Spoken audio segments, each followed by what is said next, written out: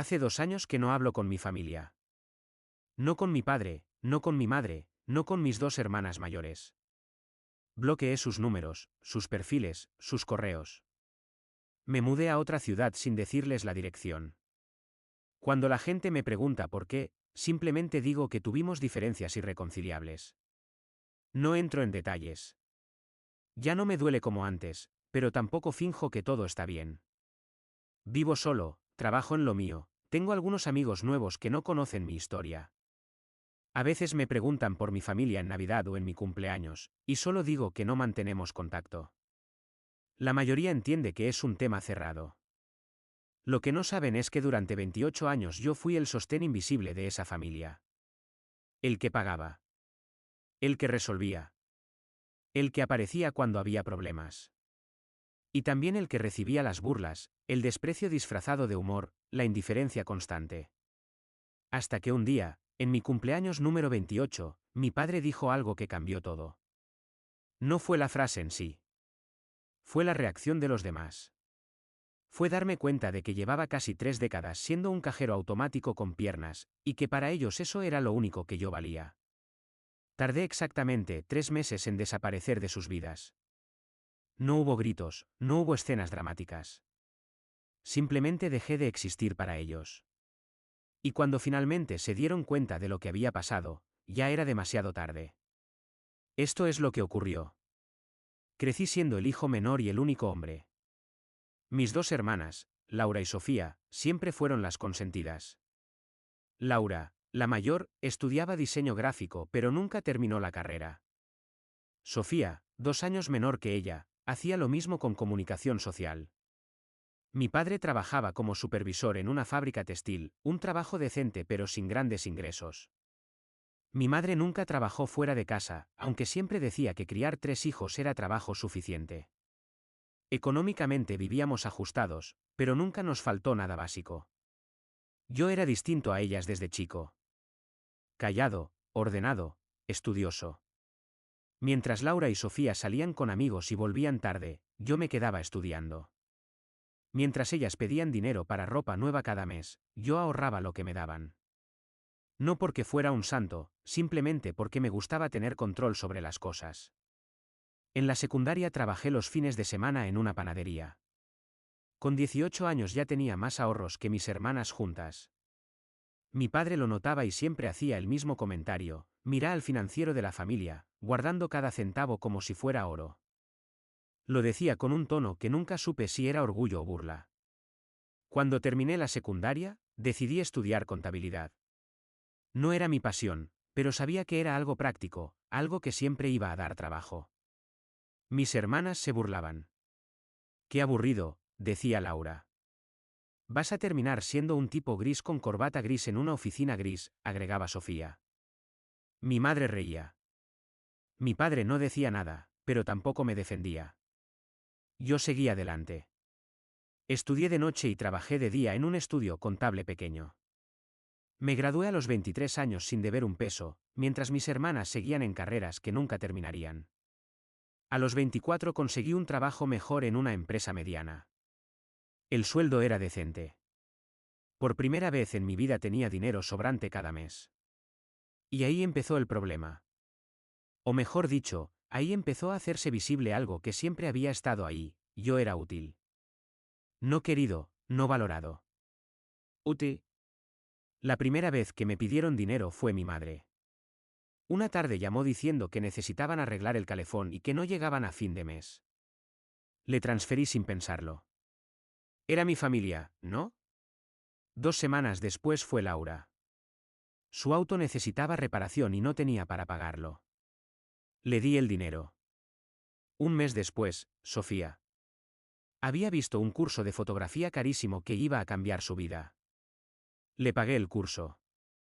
Mi padre nunca pedía directamente, pero en las cenas familiares siempre mencionaba que el sueldo no alcanzaba, que todo estaba cada vez más caro, y me miraba con esa expresión que decía todo sin decir nada.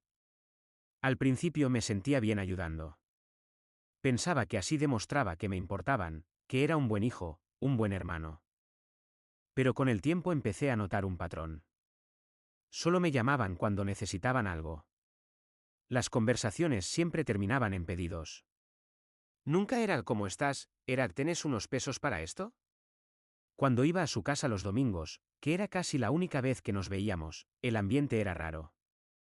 Mis hermanas hablaban entre ellas, mi madre atendía la comida, mi padre miraba fútbol. Yo estaba ahí, pero era como un fantasma. Hasta que alguien necesitaba algo. A los 26 años ya estaba pagando una buena parte de sus gastos. El alquiler de Laura porque estaba estableciéndose como freelance. Las cuotas del auto de Sofía porque necesitaba movilidad para sus trabajos de fotografía. Las cuentas de servicios de la casa de mis padres porque la inflación nos está matando. Yo calculé una vez y me di cuenta de que estaba gastando casi el 40% de mi sueldo en ellos. 40%. Y nunca, ni una sola vez, recibí un gracias que sintiera genuino. Era siempre gay, gracias gordo, como si les hubiera prestado un bolígrafo. No como si les hubiera pagado el alquiler. Empecé a sentirme cansado. No del dinero en sí, sino de la dinámica. De ser invisible excepto cuando era conveniente. En las reuniones familiares mis hermanas hablaban de sus proyectos, de sus novios, de sus planes. Cuando yo intentaba contar algo de mi trabajo o mi vida, la conversación moría en 2 minutos. Mi padre cambiaba de tema. Mi madre asentía sin escuchar.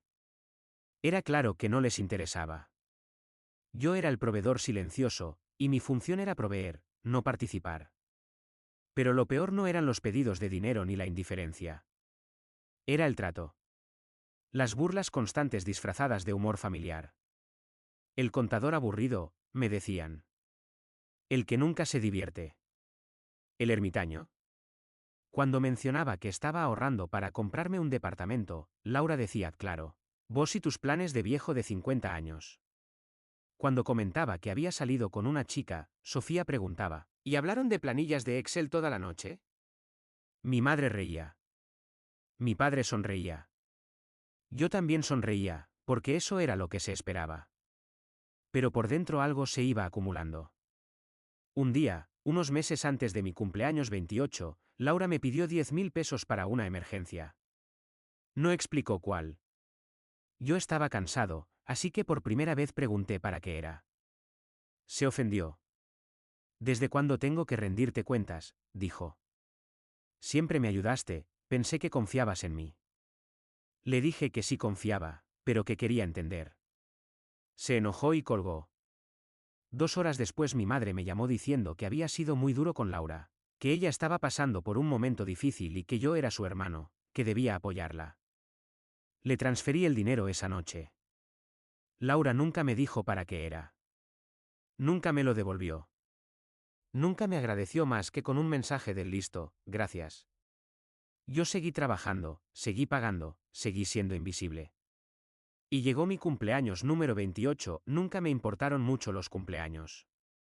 De chico mis padres hacían algo simple, una torta, algunos regalos baratos. Cuando crecí, dejaron de celebrarlo. Mis hermanas siempre tuvieron fiestas, reuniones con amigos, cenas especiales. Yo no.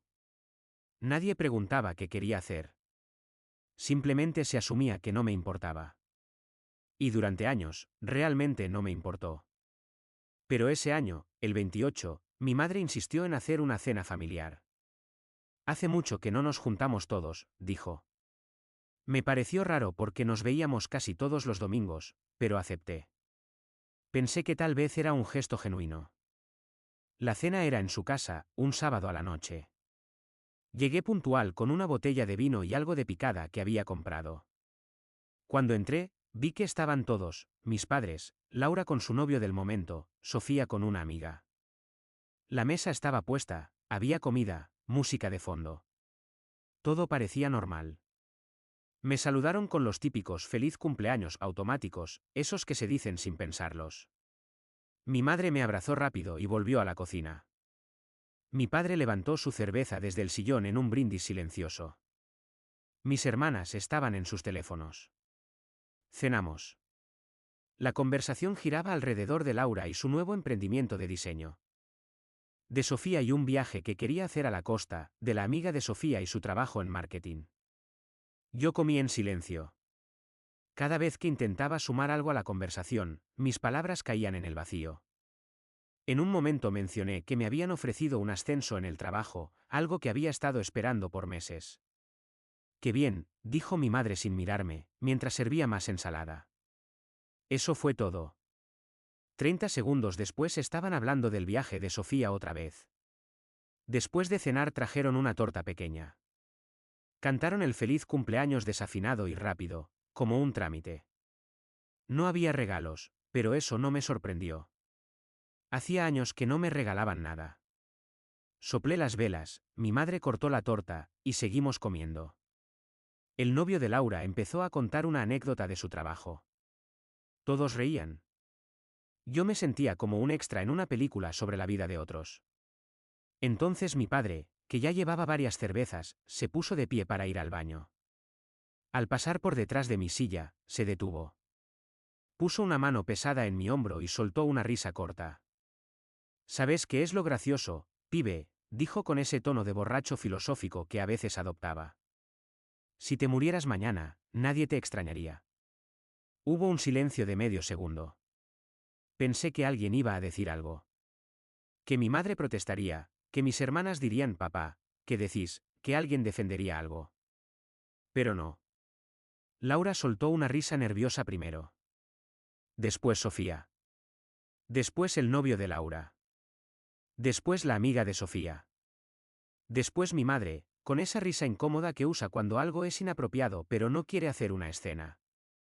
Mi padre sonreía, esperando que yo también riera, como si hubiera contado un chiste brillante. Yo no reí. Me quedé mirando mi plato. Sentía algo raro en el pecho, como cuando te golpean y el dolor no llega inmediatamente, pero sabes que va a llegar. Mi padre siguió caminando al baño. Las risas se apagaron de a poco. La conversación retomó. Nadie dijo nada más sobre el comentario. Fue como si no hubiera pasado. Pero para mí había pasado. En ese momento algo se quebró. No fue solo la frase. Fue que todos asintieron con sus risas. Fue que ni uno solo salió a defenderme. Fue darme cuenta de que mi padre había verbalizado lo que todos pensaban. Yo era prescindible. Útil, pero prescindible. Si desaparecía mañana, lo único que extrañarían sería mi billetera. Me quedé 20 minutos más porque no sabía cómo irme sin hacer una escena. Comí torta que no sentía sabor. Escuché conversaciones que no procesaba. Cuando finalmente dije que me iba porque tenía que trabajar temprano al día siguiente, nadie protestó. Mi madre me dio un beso en la mejilla. «Gracias por venir», dijo. Laura estaba en su teléfono. Sofía me dijo chao sin levantar la vista. Mi padre seguía en el baño. El novio de Laura me estrechó la mano como si fuera un conocido casual. Manejé a mi departamento en silencio. No puse música. No lloré. No grité. Solo manejaba. Cuando llegué me senté en el sillón a oscuras durante horas. No prendí la tele. No agarré el teléfono. Solo pensaba.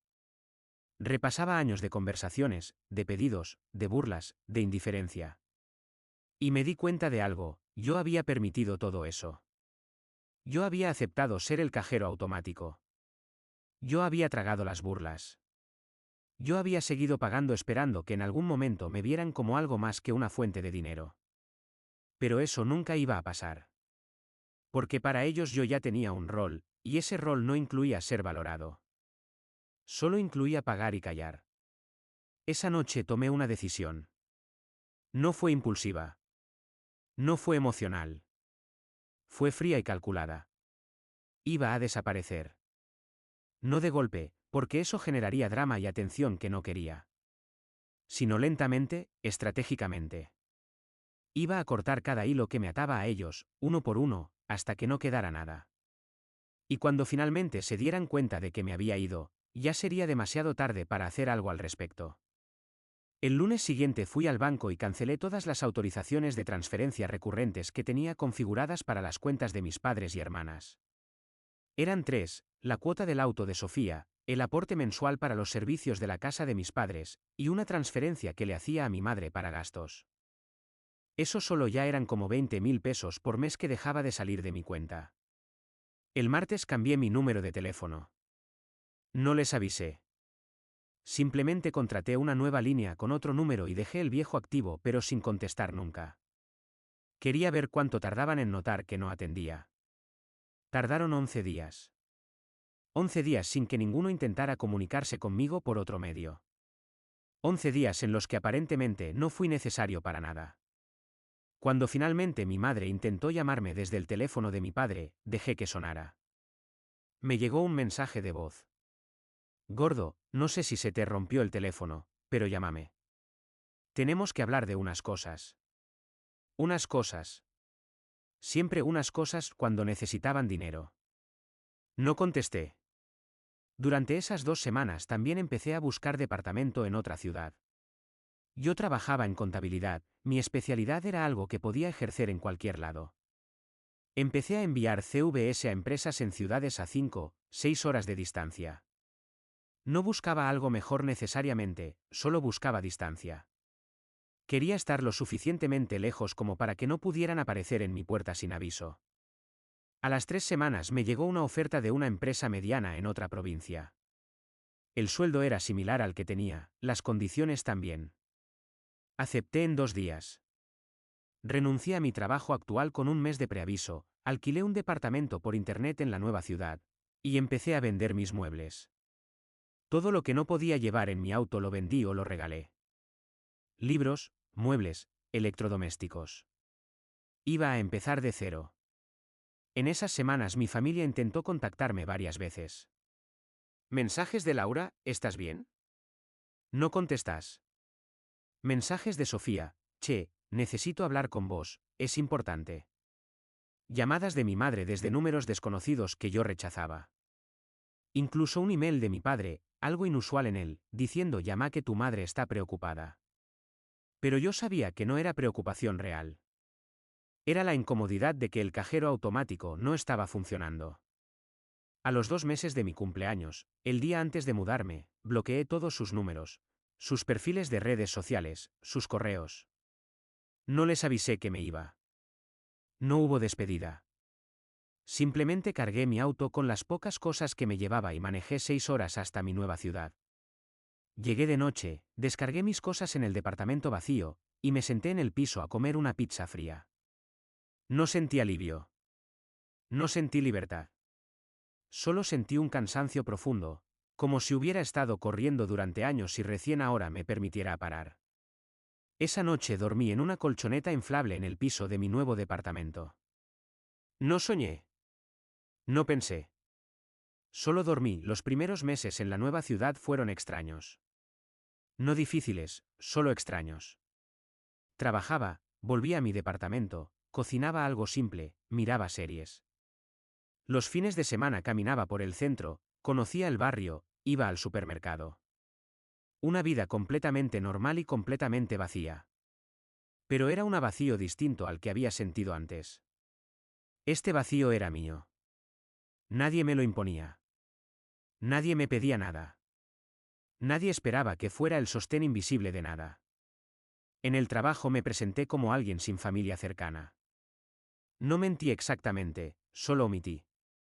Cuando preguntaban de dónde venía, decía el nombre de mi ciudad anterior y cambiaba de tema. Cuando preguntaban si tenía hermanos, decía es complicado, con un tono que dejaba claro que no quería hablar del tema. La gente respetaba eso. Hice algunos conocidos, compañeros de oficina con los que almorzaba a veces, un vecino con el que charlaba en el ascensor. Nada profundo. Nada que requiriera explicaciones.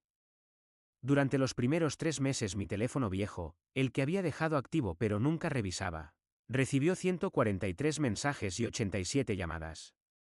Lo sé porque una noche de insomnio me puse a contarlos. No leí ninguno. No escuché ningún mensaje de voz. Solo veía los números aumentar. Al principio eran varios por día. Después fueron bajando. Uno cada 2 días. Uno por semana. Después casi nada. Al cuarto mes revisé uno por curiosidad. Era de mi madre. No entiendo qué hicimos mal. Tu padre está muy angustiado. Tus hermanas preguntan por vos. Por favor, llama aunque sea para decir que estás bien.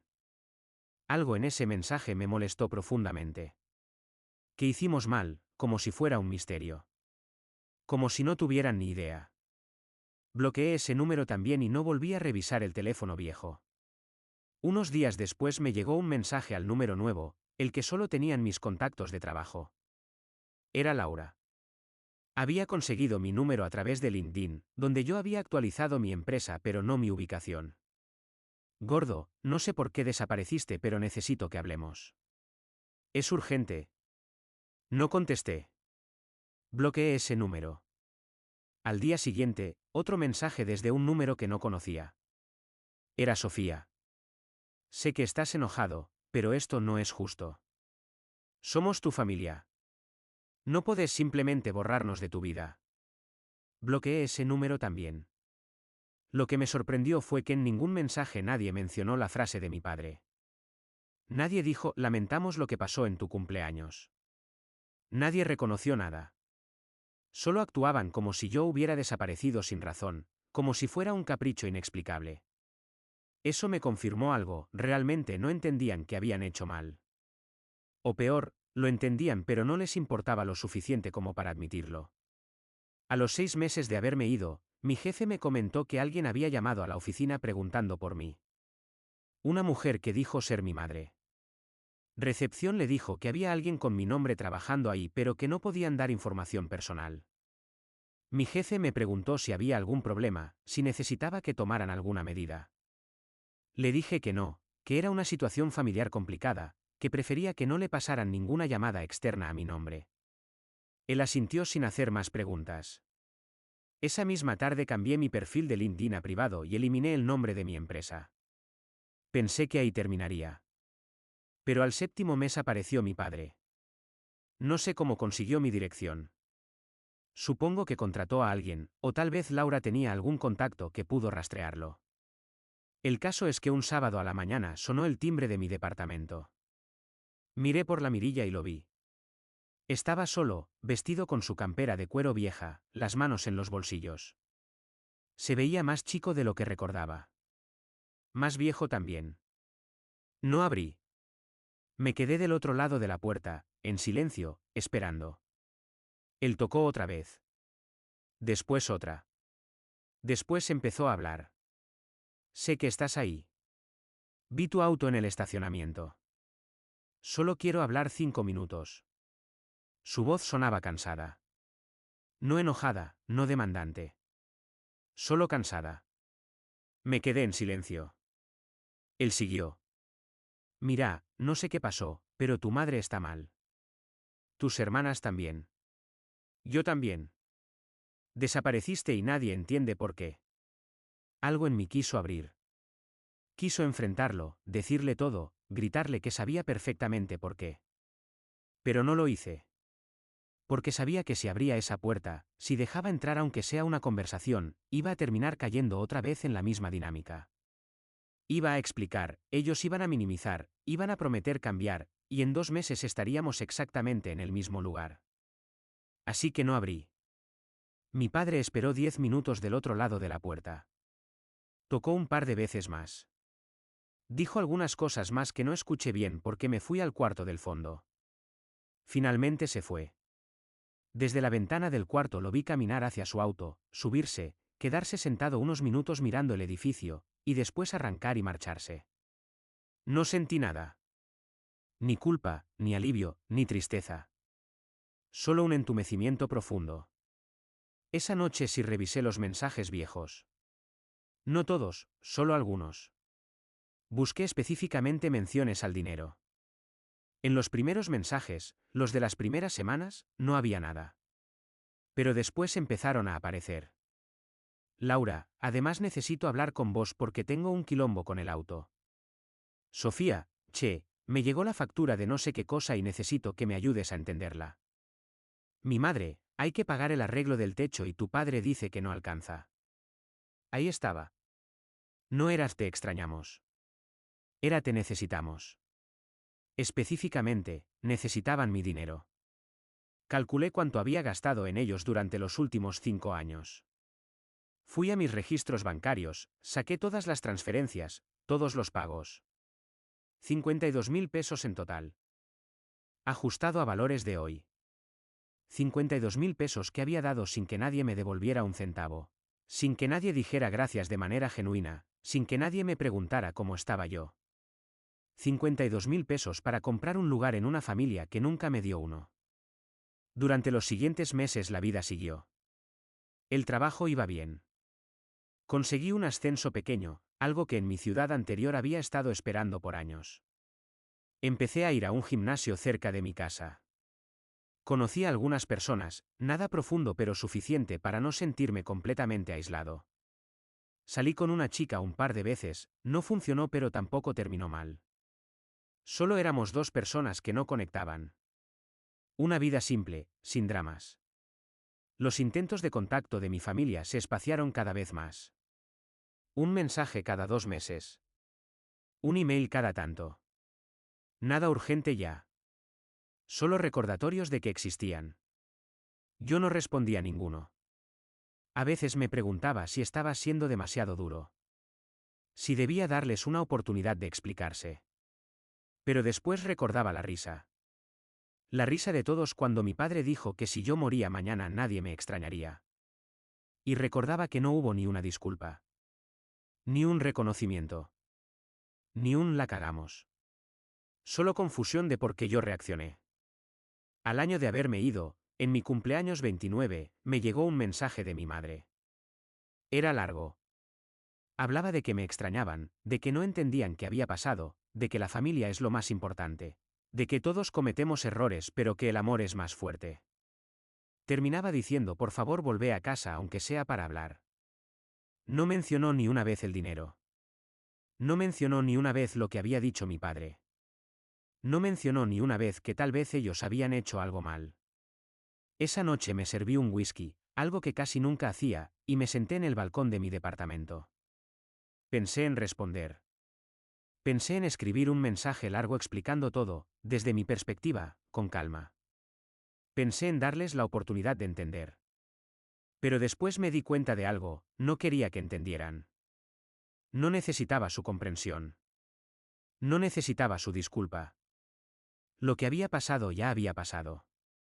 Y lo que necesitaba era seguir adelante sin ellos. Borré el mensaje sin responder. Bloqueé ese número también. Y decidí que esa sería la última vez que los dejaba entrar en mi cabeza, aunque sea por un momento. Pero un mes después algo cambió. Recibí un llamado del hospital de mi ciudad anterior. Una enfermera me decía que mi padre había tenido un infarto. No grave, estaba estable, pero había pedido que me contactaran. Le habían dado mi número viejo a la administración del hospital, y ellos habían logrado rastrearlo hasta mi número nuevo a través de no sé qué sistema. La enfermera me preguntó si iba a ir a visitarlo. Le dije que no. Ella se quedó en silencio un momento, claramente sorprendida. Es su padre, dijo finalmente. Lo sé, respondí. Pero no voy a ir. Colgué. Y por primera vez en todo ese año, sentí algo parecido a la culpa. La culpa duró 3 días. 3 días en los que me cuestioné si estaba siendo cruel, si estaba llevando las cosas demasiado lejos, si debía ir al menos para cerrar las cosas de otra manera. Pero cada vez que pensaba en volver, recordaba algo. Un comentario despectivo.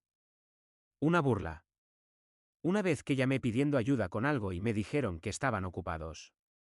La risa en mi cumpleaños. Y la culpa se disolvía, reemplazada por algo más duro, más frío. No era odio. Era indiferencia. Y eso me asustaba más que el odio, porque significaba que realmente había dejado de importarme. Mi padre salió del hospital una semana después. Lo supe porque Laura me envió un email a una cuenta que no había bloqueado, una que usaba solo para cosas de trabajo. El email era diferente a los mensajes anteriores. No había reproches, no había confusión fingida. Solo decía, papá tuvo un infarto. Está bien ahora, pero fue grave. Pensamos que querrías saberlo. Entiendo que estás enojado con nosotros, aunque no sé exactamente por qué.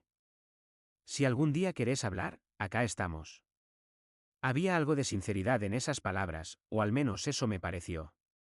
Pero también había algo revelador en no sé exactamente por qué.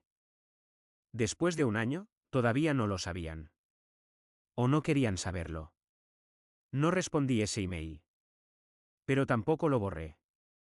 Se quedó ahí, en mi bandeja, como un recordatorio de que existían. Durante las siguientes semanas pensé mucho en ellos. No con nostalgia, sino con una especie de curiosidad antropológica. ¿Cómo podían 5 personas vivir bajo la misma dinámica durante tanto tiempo sin que ninguna se diera cuenta de lo disfuncional que era? ¿O se daban cuenta pero no les importaba porque funcionaba para ellos? Empecé a ir a terapia. No porque estuviera mal, sino porque necesitaba procesar todo esto con alguien que no tuviera un interés personal en el resultado. Mi terapeuta, una mujer de 50 y pico años con una voz calmada, me escuchó durante 3 sesiones sin interrumpir casi. En la cuarta sesión me preguntó algo que me quedó dando vueltas: ¿qué es lo que realmente querés? ¿Querés que te pidan perdón? ¿Querés que reconozcan lo que hicieron? ¿O querés simplemente seguir adelante sin ellos? No supe qué responder. Porque la verdad era que no sabía. Una parte de mí quería el reconocimiento. Quería que dijeran: la cagamos, te usamos, te tratamos mal y lo sentimos. Pero otra parte de mí sabía que aunque lo dijeran, no cambiaría nada. El daño estaba hecho. La confianza estaba rota. Y no era el tipo de cosa que se arregla con una disculpa. Tal vez, me dijo la terapeuta, lo que necesitas no es que ellos cambien o entiendan. Tal vez lo que necesitas es darte permiso para estar en paz con tu decisión. Esas palabras me golpearon. Porque tenía razón. Yo estaba esperando algo de ellos para sentirme justificado en mi alejamiento. Pero no necesitaba su validación. Mi decisión había sido correcta para mí, independientemente de lo que ellos pensaran o sintieran. Pasaron 6 meses más. 1 año y medio desde mi desaparición. En ese tiempo cambié mucho. No de maneras obvias, pero internamente. Empecé a valorar mi tiempo de otra manera. Empecé a establecer límites con la gente en mi vida nueva. Empecé a preguntarme qué quería yo, no qué se esperaba de mí. Conocí a alguien, Martina, una arquitecta que trabajaba en un estudio cerca de mi oficina. Empezamos a salir sin grandes expectativas. Ella sabía que yo no tenía contacto con mi familia. No le conté toda la historia, solo lo básico: nos distanciamos, fue lo mejor para todos. Ella no preguntó más. Eso me gustó. Un día, casi 2 años después de haberme ido, estaba almorzando con Martina cuando mi teléfono sonó. Número desconocido. Normalmente no atendía, pero algo me hizo contestar. Era Sofía. Su voz sonaba distinta, más madura, más cansada. Antes de que cuelgues, dijo rápido: solo quiero decirte algo. No te voy a pedir que vuelvas ni que nos perdones. Solo necesito que sepas que entendí. Me tomó mucho tiempo, pero entendí. No dije nada. Ella continuó. Lo de tu cumpleaños. Lo que dijo papá. Yo me reí. Todos nos reímos. Y eso estuvo mal. No era un chiste. Era cruel. Y vos te fuiste no solo por eso, sino por todo. ¿Por qué te usamos? ¿Por qué te tratamos como si no importaras? Y si importabas, pero nosotros éramos demasiado egoístas para verlo. Seguí en silencio. Martina me miraba con curiosidad pero no interrumpió. Sofía suspiró del otro lado. No espero que me contestes. No espero que vuelvas. Solo quería que supieras que yo lo veo ahora. Y que lo lamento. De verdad. Hubo una pausa. Cuídate, gordo. Y colgó. Me quedé mirando el teléfono. Martina preguntó si estaba bien. Le dije que sí. No le conté quién había llamado. Esa noche pensé mucho en lo que Sofía había dicho. Era lo que había estado esperando durante 2 años. El reconocimiento. La disculpa. Y ahora que lo tenía, me di cuenta de que no cambiaba nada. No borraba el dolor. No reconstruía la confianza. Solo era una disculpa. Necesaria tal vez, pero insuficiente. 2 semanas después recibí una carta física en mi departamento. Era de mi madre. Escrita a mano, 3 páginas.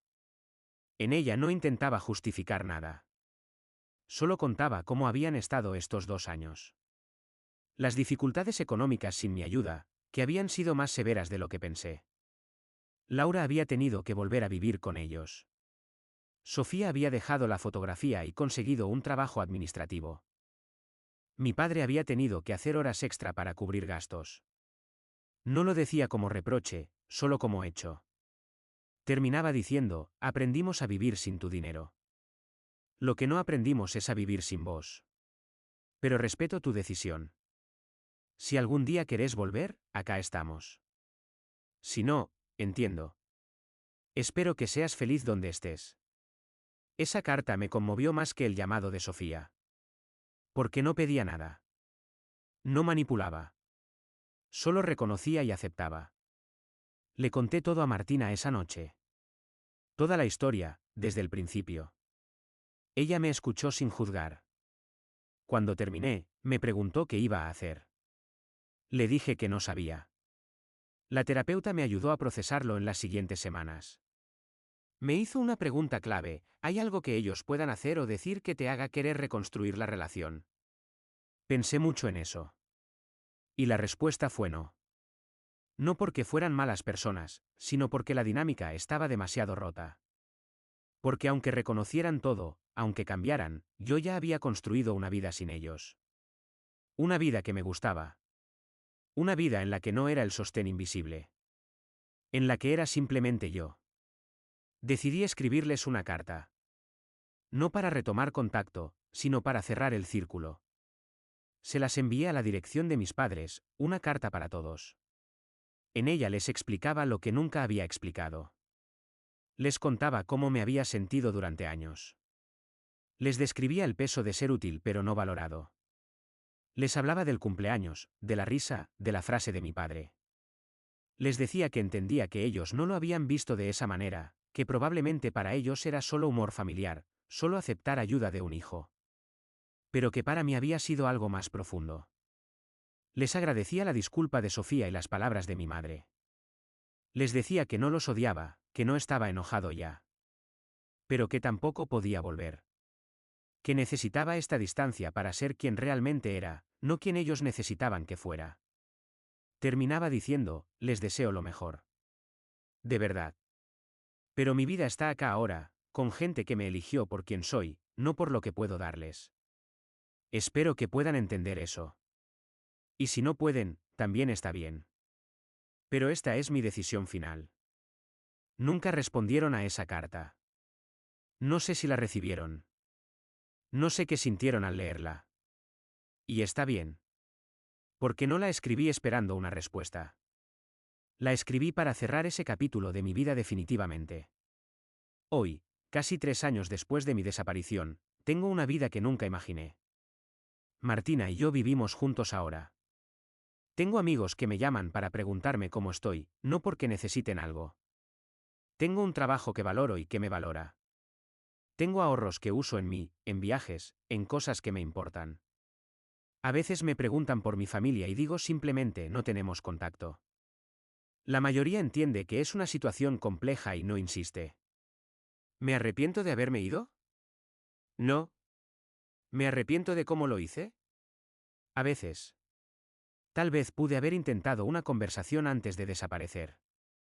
Tal vez pude haber sido más claro sobre mis límites. Pero también sé que probablemente no hubiera funcionado. Porque el problema no era falta de comunicación. Era falta de respeto mutuo. Y eso no se arregla con una charla. ¿Los extraño? A veces extraño la idea de tener familia. Extraño lo que pudo haber sido si las cosas hubieran sido diferentes. Pero no extraño la realidad de lo que era. Y esa es una distinción importante. La frase de mi padre, esa que cambió todo, resultó ser una profecía autocumplida de la manera más irónica. Dijo que si yo moría mañana nadie me extrañaría. Y tenía razón, pero no de la manera que él pensaba. No me extrañaron porque era olvidable. Me extrañaron porque finalmente desaparecí de verdad, Y descubrieron que yo era la única cosa manteniéndolos a flote. Pero esa ya no es mi responsabilidad. Ellos encontraron la manera de seguir adelante sin mí, así como yo encontré la manera de seguir adelante sin ellos. Y ambos estamos mejor así. O al menos yo lo estoy. Y al final del día, eso es lo único que realmente importa.